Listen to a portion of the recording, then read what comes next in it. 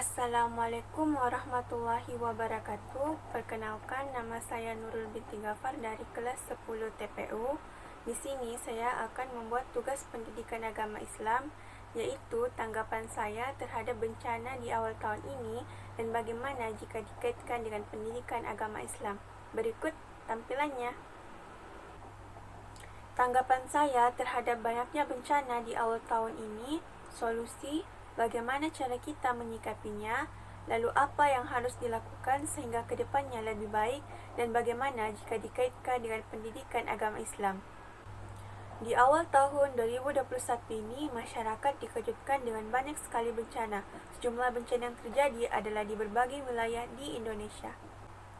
Mulai dari jatuhnya pesawat Sriwijaya Air SJ182 di Kepulauan Seribu, lalu gempa di Sulawesi Barat, Mamuju dan Majene, banjir bandang genangi wilayah Kalimantan Selatan, banjir longsor gelombang pasang di Manado Sulut, banjir di Maluku Utara, longsor di Sumedang Jawa Barat, Gunung Semeru Jawa Timur meletus keluarkan awan panas 4,5 km, erupsi Merapi Yogyakarta, serta banyaknya ulama-ulama yang wafat dan virus COVID-19 yang masih berlanjut baik di Indonesia maupun di negara lainnya.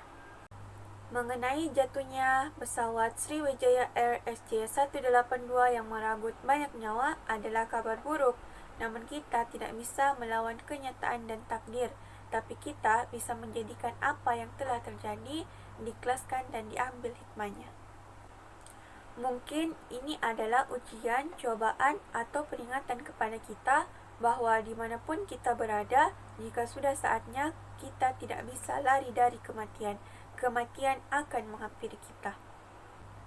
Terus tentang gempa-gempa, banjir, longsor, gelombang pasang, dan bencana-bencana yang banyak terjadi di beberapa tempat di Indonesia yang menelan puluhan korban jiwa. Aktiviti manusia di bumi ini, sama ada kecil atau besar, sangat membantu kejadian bencana alam. Bayangkan sebatas pokok dapat menyerap 400 galon air. Bayangkan jika beratus ribu pokok ditebang, lalu kemanakah air yang dikandungnya? Tentulah air ini tidak menyerap dan menjadi larian air di permukaan tanah yang memberi kesan hakisan mendapan dan perubahan fizikal tanah.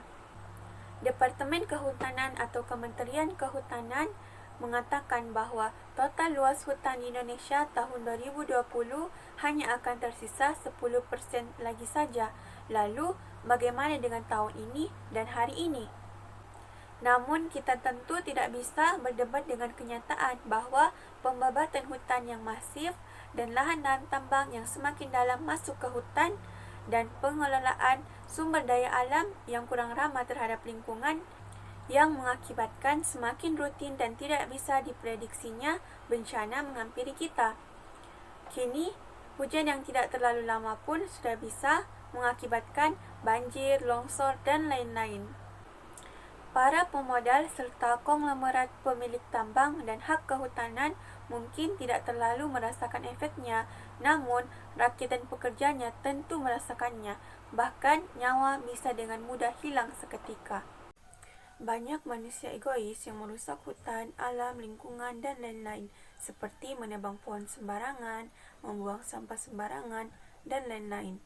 Hanya mementingkan diri sendiri tanpa memikirkan dampak dan bahaya bagi alam dan orang lain ke depannya.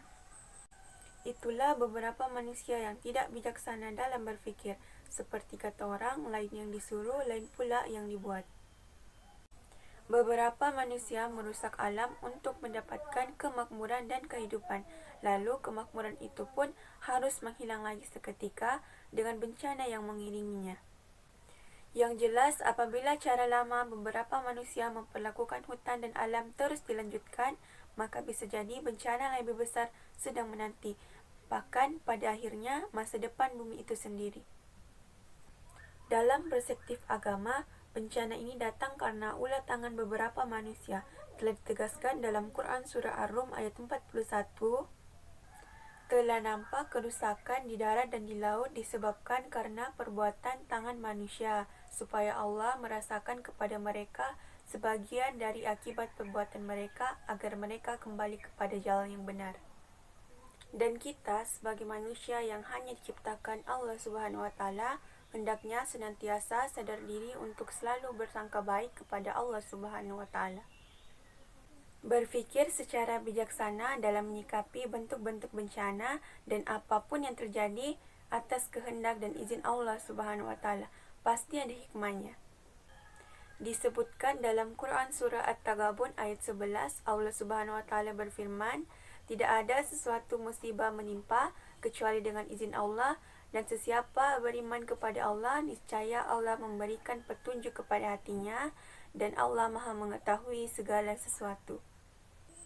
Bencana yang terjadi merupakan berbagai macam makna, antaranya ujian atau cobaan, bencana alam atau kemanusiaan, peluang atau juga peringatan buat kita semua. Bencana itu bisa saja terjadi dengan banyak sebab, dan yang paling tahu penyebabnya adalah Allah Subhanahu wa taala. Salah satu dari sekian banyak penyebab bencana adalah dilanggarnya sunatullah. Apa itu sunatullah? Sunatullah adalah hukum alam. Hal ini karena alam raya hingga bagian terkecil saling berkaitan satu sama lain. Semuanya sering mempengaruhi yang tertumpu dan kembali kepada Allah. Apabila ada yang rusak, maka yang lain ikut rusak, yang bisa saja akibatnya akan berdampak negatif. Inilah yang disebut dengan sunatullah, hukum alam. Bencana-bencana ini adalah sebuah tanda-tanda yang Allah berikan untuk memperingatkan manusia agar selalu mengingatnya, lebih mendekatkan diri kepada Allah Subhanahu wa taala, dan agar manusia kembali kepada jalan yang semestinya. Namun kesimpulannya, manusia perlu berfikir mengenai kebesaran kekuasaan Allah yang menjadikan sesuatu itu.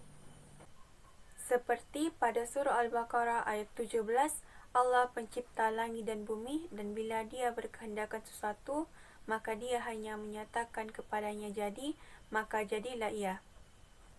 Dalam menyikapi bencana harus dengan bijaksana.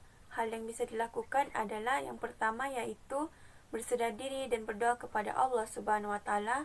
Yang kedua, aspek kemanusiaan yaitu membantu korban bencana, dan yang ketiga, aspek teknis yaitu membangun sarana dan prasarana. Sesungguhnya tak ada yang lebih berkuasa dalam menentukan segala-galanya selain Allah Subhanahu wa taala. Semoga kita diberikan kesabaran, kekuatan dan kecekalan hati dalam menghadapi semua ini.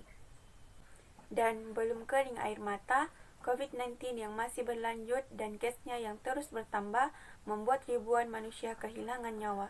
Ujian yang sangat berat bagi kita. Lalu berita banyaknya ulama-ulama yang wafat cukup menyedihkan. Bumi semakin hari semakin tua, banyaknya tanda-tanda akhir zaman. Malangnya, banyak manusia tidak menyadari bahawa ini mungkin adalah peringatan untuk kita semua, untuk terus muhasabah diri, terus memperbaiki diri, dan mendekatkan diri kepada Sang Pencipta. Bencana-bencana dan wabah COVID-19 mungkin sebagai ujian bagi kita untuk menguji keimanan dan meningkatkan derajat keimanan. Apapun itu, setiap musibah, bencana, dan ujian yang diturunkan perlu dijadikan iktibar.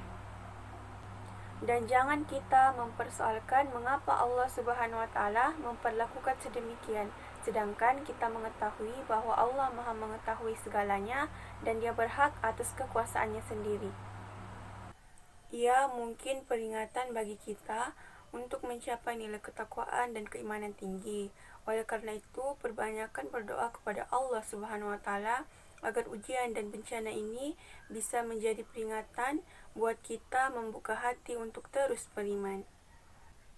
Introspeksi diri dalam konteks keimanan dan tanggung jawab sosial diperlukan agar mampu untuk memperbaiki diri, untuk selalu berbaik sangka dengan maksud Allah Subhanahu wa taala di balik bencana sehingga keimanan, rasa empati dan solidaritas sosial terus terjaga.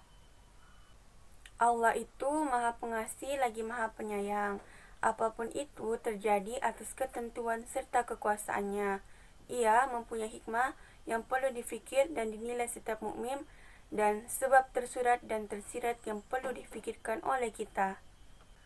Hikmahnya ada agar kita lebih mendekatkan diri kepada Allah Subhanahu wa taala, Jadikan musibah dan bencana ini sebagai pelajaran untuk kita selalu mengingat Allah dan bisa terus memperbaiki diri lebih baik lagi dan selalu memperbanyak berzikir.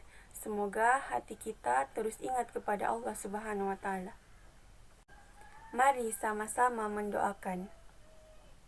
Sekian, mungkin cukup sampai di sini tanggapan saya mengenai bencana di awal tahun ini dan bagaimana jika dikaitkan dengan pendidikan agama Islam. Saya akhiri dengan ucapan wabillahi taufiq wal hidayah. Wassalamualaikum warahmatullahi wabarakatuh.